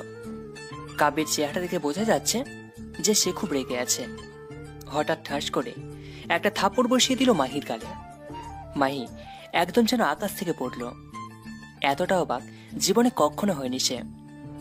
গালে হাত দিয়ে চোখ বড় বড় করে কাব্যের দিকে তাকিয়ে আছে। এই বোকারামটা ওকে থাপড় মারল। ভাবতেই মাহির কেমন যেন লাগছে। যে কিনা মুখ বুজে সবকিছু সহ্য করেছে, সে থাপড় মারল। তুই আমার গায়ে হাত তুললি? হ্যাঁ তুললাম। এটা কি ঠিক করলি তুই? হ্যাঁ 100% ঠিক করেছি আমি। কারণ ছাড়া একজনের ক্ষতি করতে করতে আপনার শুয়ে গেছে, তাই না? অন্যের জীবনের দাম তো আপনার কাছে নেই। ওই কুত্তির সাহস হয় কি করে তোকে চুমু দেয়ার? কেন, সমস্যা কোথায়? চুমু আমাকে দিয়েছে, আপনাকে তো দেয়নি। তুই শুধু আমার, বুঝলি? তোকে যদি কেউ স্পর্শ করে তাহলে তাকে দুনিয়া থেকে তুলে দেব। মনে রাখিস, যে কোনো মূল্যে তোকে আমার করবই। দেখা যাবে। মাহি আর কোনো কথা না বলে হেঁটে হেঁটে চলে গেল সেখান থেকে। আর এদিকে কাব্য সুমুকে দাঁড় করিয়ে নিজেই ধরে নিয়ে গেল বাথরুমে। তারপরে সুমু বাইরে এসে রেস্ট নিতে খাটে শুয়ে পড়ল। আর কাব্য আবার বাইরে চলে আসলো। সুমু যা বোঝার তা বুঝে গেছে। পরের বার যদিও কাব্যর পিছনে লাগে তাহলে মাইওকে খুনই করবে। একদম লেডি গুন্ডা একটা। বিয়েটা ভালো ভালো হয়ে গেল মাহির চাচাতো বোনের। সবাই খাওয়া দাওয়া করে যে যার মতো চলে গেল। বরযাত্রীও বউ নিয়ে বিদায় হলো। বিদায় হওয়ার সময় হায় রে কান্না রে। কাব্য বাসার ছাদে চলে আসলো। এসে মাহির কথা ভাবছে। কারণ মাহি তো এখন কাব্যকে ভালোবাসে। তাহলে এখন ওর আইডিয়া ওর উপর প্রয়োগ করবে ভাবছে। তাহলে বুঝতে পারবে মাহি কতটা ভালোবাসে কাব্যকে। যদি ভালোবাসে তাহলে হাজার অপমান আর অত্যাচার সহ্য করেও থাকতে চাইবে। আর যদি ভালো না বাসে তাহলে তো একটুতেই ছেড়ে চলে যাবে। এসব ভাবছে দাঁড়িয়ে দাঁড়িয়ে। আর আকাশ দেখছে। তখন মাহি আসলো ছাদে। পা টিপে টিপে কাব্যের কাছে আসলো। কিন্তু কাব্য এখনো বুঝতে পারেনি যে ওর পেছনে কেউ দাঁড়িয়ে আছে। হঠাৎ করে পিছন থেকে কাব্যকে জড়িয়ে ধরে। এভাবে হঠাৎ করে জড়িয়ে ধরায় কাব্য কিছুটা ঘাবড়ে যায়। আর সঙ্গে সঙ্গে পিছনে ঘোরে। তখন দেখতে পায় যে এটা মাহি। কোনো কথা না বলে কষিয়ে একটা থাপড় মেরে দিল। বড় হয়েছে তো কি হয়েছে, ভালোবাসি তো, তাই বড় ছোট দেখার কোনো মানেই হয় না। থাপ্পড় খেয়ে মাহি খুব অবাক হয়ে যায়।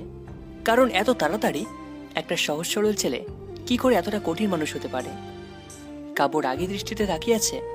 আর মাহি গালে হাত দিয়ে মায়া ভরা চোখে তাকিয়েছে কাব্যের দিকে। সমস্যা কি আপনার? হ্যাঁ, এটা কেমন ভদ্রতা? হ্যাঁ, একটা ছেলেকে এভাবে পেছন থেকে আচমকা জড়িয়ে ধরতে আপনার লজ্জা করে না? যদি ভয়ে আমার কিছু একটা হয়ে যেত? না, কিছু হবে না তোমার। কে বলেছে হবে না? এভাবে রাত্রের বেলা এমন করে যে কোনো মানুষকে ধরলে সে ভয় পাবে। আর কোনো একটা ভালো মেয়ে কখনো একটা ছেলেকে এভাবে জড়িয়ে ধরবে না। আর আমি তো আপনার স্বামীও না, তাহলে এমন ভাবে কেন? তখন তো একটা ঠোঁট রাখলেন। কেমন ভদ্রতা এসব? জান, ভালোবাসি তোমাকে খুব, সব করতে পারি তোমার জন্য। আর তখন ওই মেয়েটা তোমার গালে চুমু দেয়া দেখে আমার মাথায় রক্ত উঠে গেছিল। ওভাবে চোখে মারলেন, যদি মেয়েটা মরে যেত? কি আবার হতো? লাশটা গুম করতাম। চুপ! আপনি কি মানুষ নাকি জানোয়ার? না, আমি তো তোমার কাছে জানোয়ার। তবেই জানোয়ারটাকে কবুল বলে বিয়ে করতে হবে। মোটেও না, আমি কখনোই বিয়ে করব না আপনার মতো মেয়েকে। হ্যাঁ, শুধু আমাকে করবি। ধুর, ভাল লাগে না। মাহি কিছু বলতে যাবে, তার আগেই কাব্য ওর সামনে থেকে চলে আসলো। মাহি ভাবলো অন্যদিকে যাবে, কিন্তু না, পিছনে ঘুরে দেখে কাব্য সিঁড়ি বেয়ে নিচে নেমে গেল। মাহিও তাড়াতাড়ি করে কাব্যের পিছনে গেল, কিন্তু ততক্ষণে দেরি হয়ে গেছে, কারণ সে রুমে প্রবেশ করে দরজা বন্ধ করে দিয়েছে। মাহি বেচারি মন খারাপ করে ও রুমে গিয়ে শুয়ে পড়ল। পরের দিনই, মানে কালকে নাকি চলে যাবে ওরা দুজন। সকালবেলা ঘুম থেকে উঠে ফ্রেশে নাস্তা করে আবার রুমে এসে দরজা বন্ধ করে দিল কাব্য। তারপরে ফোন হাতে নিয়ে গেমস খেলতে লাগলো। একটু পরে দরজায় কে যেন বারবার ধাক্কা দিচ্ছে। অন্যের বাড়ি, তাই জোরে কিছু বলতেও পারছে না। অগত্যা উঠে গিয়ে দরজা খুলতে হড়মড় করে মাহি রুমের মধ্যে প্রবেশ করলো। মাহি একটা নীল রঙের শাড়ি পরে আছে। অপূর্ব সুন্দর লাগছে মাহিকে, যেন কোনো আকাশের পরী। এই এই, এটা কি হলো? হ্যাঁ, কেন, কি হবে? আপনি এভাবে রুমে প্রবেশ করলেন কেন? আমার আদর নিতে। আদর? কিসের আদর? কেন, আমার স্বামীর থেকে যে আদর দরকার তাই নেব। চিচি, আপনি এতটা নিচ নেমে যাবেন আমি ভাবিও নি। বের হন বলছি। না, যাব না আমি। আদর দাও, তারপরে যাব। না, সরি, হবে না। আমি আপনাকে না ভালোবাসি আর না বিয়ে করব। বেশি জেদ করলে কিন্তু আরো জোরে থাপ্পড় মারবো। ওকে। এই এই, কি করলেন? কেন বাবু, দেখো, আদর করবা না? ওই লুচ্চা, বের হ তুই। না, আদর দাও, না তো চিল্লাবো। এবার তো কাব্য মাইনকা চিপায় পড়ল, কারণ যদি চিল্লানি দেয় তো মান ইজ্জত সবকিছু শেষ হয়ে যাবে, আর সাথে রাসেল সাহেবের কাছে ছোট হতে হবে। তাই ঠান্ডা মাথায় ভেবেচিন্তে বলতে লাগলো, দেখুন, এটা অন্যের বাড়ি, এখানে কোনো আদর টাদর না। তাহলে কোথায়? আগে বাসায় চলুন, তারপরে আদর দেব। সত্যি? এখন যান প্লিজ। ওকে যান, বিশ্বাস করলাম। মাহি কাব্যর কাছে এসে ওর গালে একটা চুমু দিয়ে চলে গেল। কাব্য কিচ্ছু বলেনি। কাব্য ভাবছে হয়তো জিতে যাবে মাহি, কারণ থাপ্পড় খাওয়ার পরে আর অপমানের পরে এখনো টিকে আছে। তার 30 মিনিট পরেই মাহি আর কাব্য বেরিয়ে পড়ে বাসার উদ্দেশ্যে। আসার সময় মাহি গাড়ি ড্রাইভ করেনি, ড্রাইভ করেছে কাব্য। গাড়িতে ওর কান মাথা খেয়ে ফেলেছে মাহি। এই প্রশ্ন ওই প্রশ্ন, আরো কত কি কথাই না বলেছে। কাব্য কিছু না বলে চুপচাপ সবকিছু সহ্য করে নিল। কাব্যর গালে কয়েকবার চুমু খেয়েছে মাহি, তারপরও চুপ করে আছে কাব্য। সন্ধ্যার পরে বাসায় ফিরল তারা। ফ্রেশ হয়ে হালকা খাবার খেয়ে শুয়ে পড়লে যে যার মতো। পরের দিন সকালে কাব্য ঘুম থেকে উঠে ফ্রেশ হয়ে রুমে আসতে ভেবাচেকা খেয়ে যায়, কারণ মাহিও রুমের সামনে দাঁড়িয়ে আছে। শাড়ি পরে আছে, কিন্তু ওর পেট বের করে রেখেছে যাতে কাব্যর নজর কাটতে পারে। নিচে ঠোঁট কামড়িয়ে ধরেছে আর এমনভাবে তাকিয়ে আছে যেন কাব্যকে কাছে রাখছে। কাব্য চোখ বড় বড় করে তাকিয়ে আছে। আদর দাও এখন। এখন? হ্যাঁ জান, এখন। এটা কেমন কথা? কিসের আদর? হ্যাঁ, বিয়ে হয়েছে নাকি আমাদের যে আদর দেব? শাড়িটা খুলে ফেলিস না। এই না না, প্লিজ না। তাহলে কাছে আসো আদর দিতে। না, এটা সম্ভব না। আমি আপনাকে ভালোবাসি না। তাছাড়া বিয়ের আগে এসব হারাম। তাই বুঝি বাবু, তুমি যদি কিছু না করো তাহলে জোরে চিৎকার করব। মাহি এক পা দুপা করে সামনের দিকে এগোতে লাগলো। কাব্য বুঝতে পারলো কিছু একটা হতে চলেছে। মাহি সামনে এগোচ্ছে আর কাব্য পিছনে সরছে। পিছনে যেতে যেতে দেওয়ালের সাথে লেগে যায় কাব্য। আর ততক্ষণে মাহিও খুব কাছাকাছি চলে এসেছে। কাব্যর ঠোঁট থেকে মাহির ঠোঁটের দূরত্ব 1 সেন্টিমিটার। একজনের নিঃশ্বাস অন্যজনের ঠোঁটে পড়ছে, কিন্তু কাব্যের এমন অবস্থা যে সে নিঃশ্বাসটাও ফেলতে পারছে না। জান, পাগল হয়ে যাব। চলো না, প্রেম সাগরে ডুব দেই। বিয়ের পরে তাহলে আর কোনো সমস্যা থাকবে না। কথাটা শেষ করে কাব্যের ঠোঁটের সাথে ওর ঠোঁট মিশিয়ে দিয়ে পাগলের মতো চুমু দিতে লাগলো। মাহির অবস্থা দেখে মনে হচ্ছে গত 2 দিন যাবৎ সে ক্ষুধার্ত ছিল, তাই সে এমন করছে। কাব্য নিজের উপর কন্ট্রোল রাখতে পারেনি, তাই সেও ঠিকমতো রেসপন্স দিচ্ছে। হঠাৎ করে পাশে টেবিলে রাখা ফোনটা বেজে উঠল। দুজনে ধরপড়িয়ে উঠে একে অপরকে ছেড়ে দিল। মাহি আর কাব্য দুজনই লজ্জায় লাল হয়ে গেছে। মাহি তো মাথায় তুলতে পারছে না লজ্জায়, কাব্যরও একই অবস্থা। কিন্তু ফোনটা বেজে ওঠায় ফোনটা হাতে নিয়ে রিসিভ করতেই ওপাশ থেকে মারিয়া বলতে লাগলো, কাব্য, এখন কোথায় আছো তুমি? তাড়াতাড়ি বলো। এই তো বাসাতে আছি আমি, কিন্তু কেন? এক্ষুনি এই কাজী অফিসে চলে এসো। কাজে অফিস? কেন? আমি কেন যাব? আমি বিয়ে করছি তাই আসবে। আর হ্যাঁ, মাহিকেও সাথে নিয়ে আসবে, সাক্ষী হিসেবে তোমাদেরই লাগবে। কি? অবাক হওয়ার কিছুই নেই। মাহিকে ফোনটা দাও। কোথায় আছো? আমার সামনে দাঁড়িয়ে আছে। ও, তাহলে ফোনটা দাও ওকে। এই নিন ফোন। দোস্ত, আমি নীলকে বিয়ে করছি, তাড়াতাড়ি আয়। কি? হ্যাঁ, এত অবাক হওয়ার কি কথা বললাম আমি? হঠাৎ এমন ডিসিশন কেন? শয়তান, 30 মিনিটের মধ্যে চলে আয় কাজী অফিসে, তারপর সব বলছি। কথাটা বলেই ফোনটা কেটে দিল। আর নীলকে সেটাই ভাবছেন তো? নীল হলো মারিয়ার বিয়ে। অনেক আগে থেকেই একজন অন্যজনকে ভালোবাসে ওরা, কিন্তু কাব্য কিছুই জানতো না, আর মাহি সবকিছুই জানতো। মারিয়া কাউকে বলতে বারণ করেছিল, তাই বলেনি। কিন্তু এখন তো কাব্যও জানতে পারল। মাহি আর কাব্য দুজনই এখন শকের মধ্যে আছে মারিয়ার এরকম খবরটা শুনে। মারিয়া কি বলল? ওই বিয়ে করছে নীলের সাথে। নীলটা আবার কে? ওর বয়ফ্রেন্ড, 4 বছর আগে থেকে রিলেশন। ও মা গো, আমাকে কখনো বলেনি তো। কাউকেই বলেনি, শুধু আমি জানি ওর বয়ফ্রেন্ডের কথা। ও, তা আপনাকে ওকে যেতে বললো? চলো তো তাড়াতাড়ি। ওকে। 10 মিনিট পরেই দুজন রেডি হয়ে বেরিয়ে পড়ল। গাড়ি নিয়ে কাজী অফিসে পৌঁছতে মোটেই 15 মিনিট সময় লাগলো। ঠিকানা যেহেতু কাব্যকে বলেছে, তাই কাব্যই গাড়ি ড্রাইভ করছিল। ওই হারামি, আমাকে না জানিয়ে সব করেছিস কেন? একা থাকতে ভালো লাগে না, জানটাকে ছেড়ে, তাই আর কি। ভ্যাটকানি দিস না, আমাকে একটু জানালিও না। সরি সোনা, বেবি হলে জানাবো আগে। ধুর, তা হঠাৎ এমন কেন নীলবাবু? কি করব, মহারানীর হুকুম মানতে তো হবেই। সেটা তো বটেই। তা কাজী কখন বিয়ে করাবে? এই তো আর 20 মিনিট পরেই। ওকে।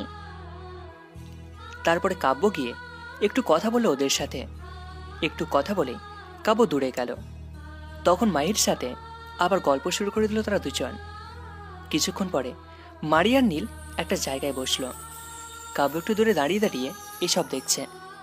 তখন মাহি ওর কাছে গেল। বিয়ে হবে ওদের, তাই না?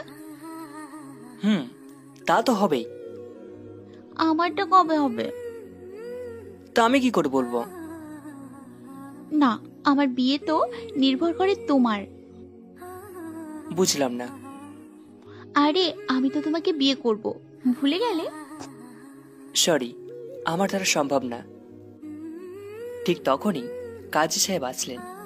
আর কিছুক্ষণের মধ্যে বিয়ে পড়ানো শেষ হলো ওদের। সাক্ষী হিসাবে মাহি, কাব্য ও আরো কিছু বন্ধুকে নেওয়া হলো। যেহেতু দুপুর হয়ে গেছে, তাই এবার নীলের পকেট ফাঁকা করতে হবে। সবাইকে নিয়ে একটা ভালো মানের রেস্টুরেন্টে নিয়ে গেল। মারিয়া নীল এক জায়গায়, কাব্য সেখানে বসলো। তার পাশে বসলো মাহি। এখন দুপুর টাইম, তাই সবাই পেট পুড়ে খাবে। তাহলে তো বুঝতে পারছেন বেচারা নতুন বরের পকেটে মরুভূমির আভাস দিচ্ছে। সবাই ইচ্ছে মতো খেলো। মাছ, মাংস, ডিম যে যা পেরেছে খেয়েছে। খাওয়া শেষে তো মিষ্টি জাতীয় জিনিস আর 3টা মেয়ের জন্য আইসক্রিম তো আছে। খাওয়া দাওয়া শেষে বিল দিতে গিয়ে বিল শুনেই বেচারা অবাক, কারণ বিল হয়েছে প্রায় 5,000 টাকা। সামান্য 8 জন মিলে এত খাবার কিনলো, তো খেলো? বাপরে খাদক রে। ও সরি, একটা কথা তো আপনাদের বলাই হয়নি। নীলের মা বাবা কেউ বেঁচে নেই। 3 বছর আগে গত হয়েছেন তারা। আর সে অনেক ধনী ঘরের। তাই হঠাৎ এমন বিয়ে করতে তেমন একটা অস্বস্তিতে পড়তে হয়নি। কারণ গরিবরা পালিয়ে বিয়ে করলে টাকার সমস্যা থাকে, কিন্তু এখানে টাকার কোনো সমস্যা নেই। রেস্টুরেন্ট থেকে বের হয়ে নীলর গাড়িতে চলে গেল মারিয়াকে নিয়ে। নীলের বাড়ি চট্টগ্রাম, তাই সহজে খুঁজেও পাবেন ওদের। মারিয়া নাকি ওখান থেকে স্টাডি কন্টিনিউ করবে। যে যার মতো বাসায় চলে গেল। কাব্য আর মাহিও চলে আসলো বাসায়। ফ্রেশ হয়ে একটু রেস্ট নিয়ে পড়তে বসলো। কিন্তু এদিকে মাহির মন ছটফট করছে কাব্যের কাছে যাওয়ার জন্য। ওর মা বাবা জেগে আছে, তাই এখনো যেতে পারছে না। রাত যখন 12টা পার হলো, তখন মাহি নিজের রুম থেকে বেরিয়ে পা টিপে টিপে কাব্যের রুমের দিকে গেল। আর রাতের বেলা কাব্য দরজা লক করে না, সাধারণ করে লাগিয়ে রাখে। কারণ যদি কোনো সমস্যা হয় তাহলে তো অন্য কারো রুমে প্রবেশ করতে সমস্যা হবে। কিন্তু এটাই মায়ের কাছে শক্তি, কারণ দরজা লক করে নয়, আস্তে করে দরজা খুলে রুমের মধ্যে প্রবেশ করল। ছোট লাইটে জ্বালানো আছে, তাই সব কিছু বোঝা যাচ্ছে, মানে রুমটা অন্ধকার না আর কি। হঠাৎ মাহি ভিক করে হেসে উঠল। সঙ্গে সঙ্গেই নিজে নিজে মুখে হাত দিয়ে চেপে ধরল। মাহির হাসার কারণটা হলো কাব্য। কাব্য ছোট বাচ্চার মতো মুখটা একটু হাঁ করে ঘুমিয়ে আছে। এমনিতেই তো কিউট ছেলে, তার উপর এমন অবস্থায় বাচ্চার মতো লাগছে। মাহি অপলক দৃষ্টিতে বাচ্চাটিকে থুকু কাব্যকে দেখছে। এটা তো উল্টো কাহিনী হলো, কারণ এইভাবে তাকিয়ে থাকে ছেলেটা। কাব্য এখন গভীর ঘুমে আচ্ছন্ন। সে যাই হোক, মাহি আস্তে আস্তে কাব্যের কাছে গিয়ে খাটে বসল। তারপর আলতো করে কাব্যের কপালে গালে আর থুত নিতে চুমু দিল। কাব্য কিছুই বলল না, মানে সে সত্যি গভীর ঘুমে আছে। ওঠাতে মাহি ভেবাচেকা খেয়ে যায়। আর মাহিকে দেখে কাব্যের চোখও যেন আকাশে উঠে গেল। আপনি আপনি কখন এলেন? এই তো মাত্রই। তাই এত সকালে আমার রুমে কেন? একটুখানি ভালোবাসা পেতে এসছি তো। তা কেমন ভালোবাসা চাই আপনার? থাপ্পড় নাকি চুম্মা চাটি? চুমু আমার এইখানে। এখনো ব্রাশ করিনি, আসেন বাসি মুখে চুম্মা দিই। সমস্যা নেই জান, তুমি সত্যি দিবা? দাও না প্লিজ, দাও। হুর, কি বলেন এসব? কাঁচা। কাব্য এক দৌড় দিয়ে বাথরুমে প্রবেশ করে দরজা লক করে দিল। প্রায় 15 মিনিট পর বের হলো বাথরুম থেকে। মাহি ওর খাটে বসে বসে ওর ফোনে গেমস খেলছে। ওয়াও, মাই ড্যাশিং হিরো। তোর ইংলিশের মায়ের সালাম। কি হলো, কথা বলছো না যে? কি বলবো? কবে বিয়ে করবে? শুনুন, আমি আপনাকে বিয়ে করতে পারবো না, কারণ আপনার অহংকার বেশি। আর আপনি জালিম, যাকে তাকে কারণ ছাড়া আপনি কষ্ট দেন। আমি আপনার ছোট, আর আপনার স্ট্যাটাসেরও সমান না। আপনার 10 দিনের খরচ দিয়ে আমি 1 মাসের বেশি খরচ চালাতে পারবো। দয়া করে আর কোনো বিয়ের কথা আমাকে বলবেন না, নয়তো আমার মরা মুখটা দেখবেন। এই কথাতেই কাজ হয়ে গেছে। মাহির চোখে পানি টলমল করছে। আর একটা কথাও না বলে মাহিও রুম থেকে বের হয়ে চলে গেল চোখ মুছতে মুছতে। 1 মাসের মতো সময় কেটে গেল। এই 1 মাসে মাহি কাব্যের সাথে কোনো রকম খারাপ ব্যবহার করেনি, আর প্রয়োজন ছাড়া কথা বলেনি। এতে কাব্য কিছুটা অবাক হলেও একটু শান্তি পায়। কিন্তু আরও 1 মাস যাওয়ার পরে কাব্য মাহিকে মিস করতে শুরু করে। কিন্তু কাব্যর তো হাত পা বাঁধা, কারণ ও গরিব, কিছুই করতে পারবে না ও, তাই কাউকে কিছুই বলে না। ধীরে ধীরে মাহিকে ভালোবাসতে লাগে মনে মনে, কিন্তু প্রকাশ করতে ব্যর্থ। সে অনাথ, তার কোনো ভবিষ্যৎ ঠিক নেই, কি না কি হবে সেই ভয়ে। একদিন রাতে কাব্য পড়ার টেবিলে বসে মাহির পিক দেখছিল। তখন রুমে রাসেল সাহেব প্রবেশ করল। কাব্যর সঙ্গে সঙ্গে ফোন লুকালো, যাতে তিনি বুঝতে না পারেন। হঠাৎ আমার রুমে একটা ডাক দিলে তো আমি যেতাম আঙ্কেল। আরে না, একটা জরুরি কথা বলতে আসলাম এখানে। জি আঙ্কেল, বলুন।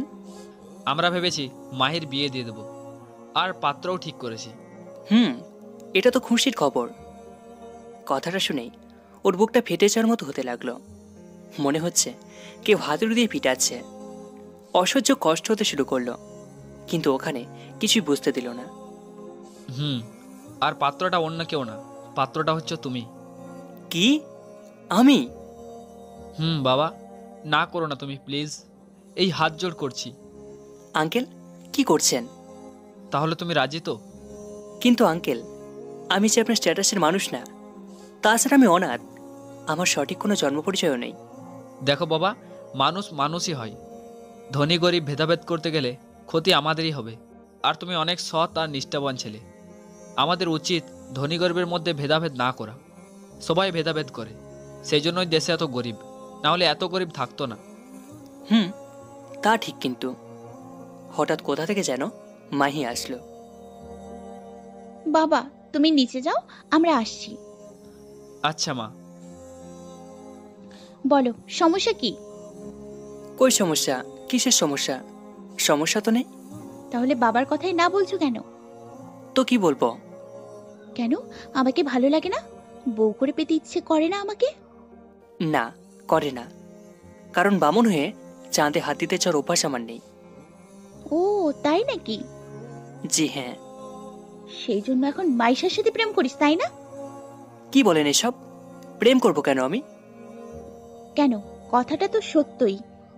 জি না, আমি ওকে ভালোবাসি না, শুধু আমার ভালো বন্ধু হয় ব্যাস। তাহলে আমাকে বিয়ে কর। না, তা হয় না। প্লিজ জান। না, ক্ষমা করুন। আপনার বাবা কি করে রাজি হয়ে গেল আপনার কথায়? আমার কথায় রাজি হয়নি তারা। তাহলে কি? আমার জেদের কাছে হার মেনে গেছে ওরা। ও তাই নাকি? দেখবি কি জন্য? দেখান। এই দেখ। আল্লাহ, এটা কি? হ্যাঁ, কি করছেন কি এটা? কেন, এসব তো কিছুই না। তুই তো বিয়ে করবি না, তাই না? কালকে সকালে আমার লাশ বের হবে, আমার রুম থেকে লাশ।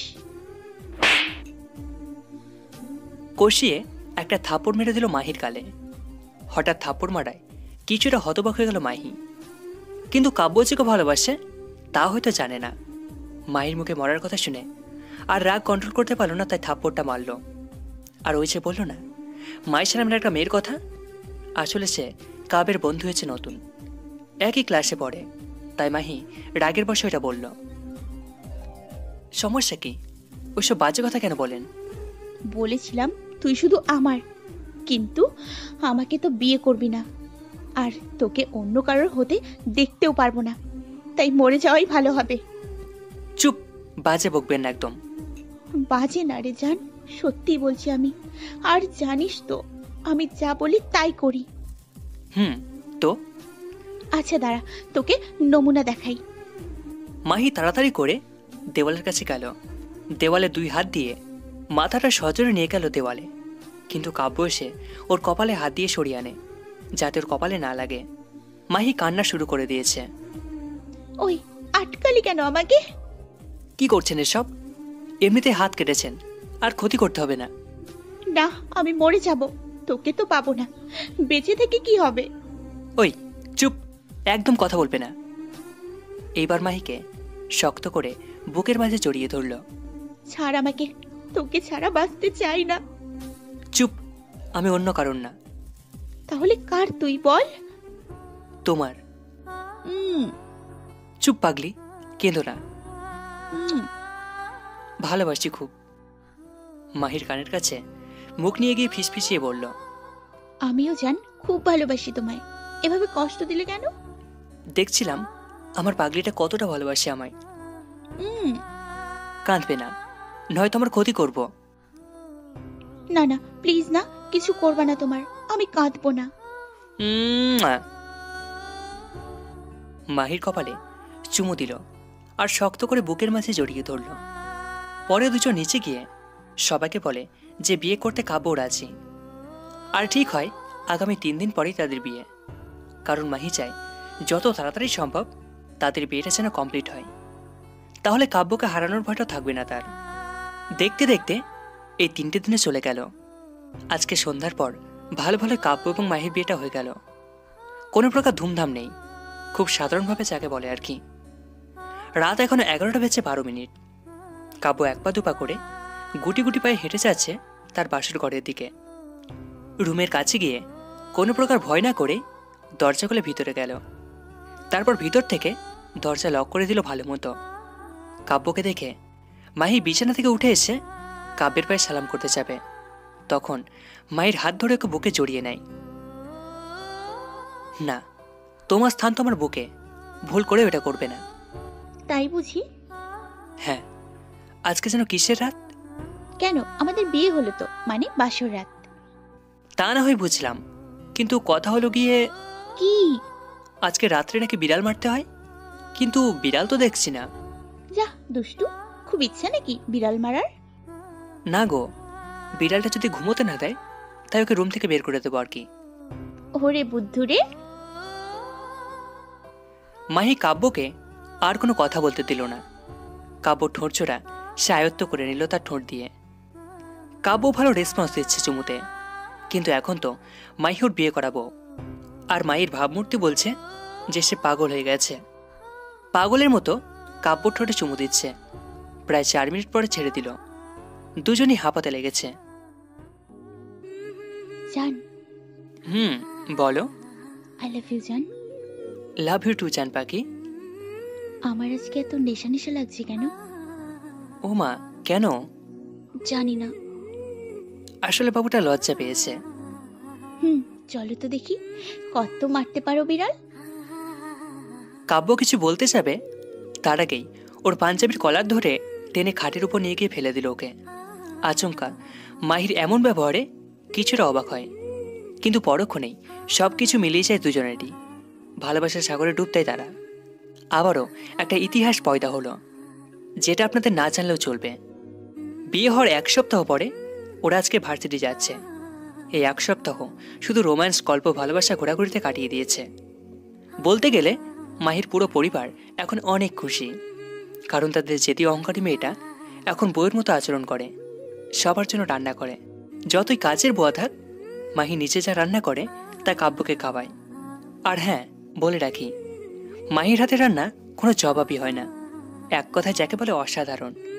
তো দুজনে একসাথে গাড়ি করে ভার্সিটি গিয়ে ক্লাস করে আবার বাসায় চলে আসছে। এভাবে তাদের দিনকাল কাটতে লাগলো। মাঝে মাঝে ছোট ছোট মান অভিমান হয়, কিন্তু কেউ কাউকে ছাড়া ঘুমোতে পারে না। তাই সারাদিন অভিমান থাকলেও রাতে সব কিছু ঠিক হয়ে যায়। আর মাহি তো কাব্যকে জড়িয়ে না ধরলে ওর ঘুমই আসে না। কিছুদিন যাবৎ মেয়েরা কাব্যর কাছে ভালোই ঘুরঘুর করছে, কারণ বেচারাটা বিয়ের পরে দেখতে আরো সুন্দর হয়েছে। কারণ সুন্দরী ছেলে মেয়েদের পিছনে যে মানুষ পড়ে তা তো জানেনি। তো একদিন ভার্সিটি গিয়ে একটা গাছের নিচে বসলো দুজন। দূর থেকে দুটো মেয়ে কাব্যকে গিলে খাচ্ছে। এটা মাহির একদম সহ্য হচ্ছে না, খুন করতে ইচ্ছে করছে ওদের। আর ছেলেরা তো ভয়েই মাহির দিকে তাকায় না। ক্লাসে স্যার প্রবেশ করার 10 মিনিট আগে সবাই ক্লাসে উপস্থিত। তখন সেখানে কাব্যের হাত ধরে নিয়ে গেল মাহি।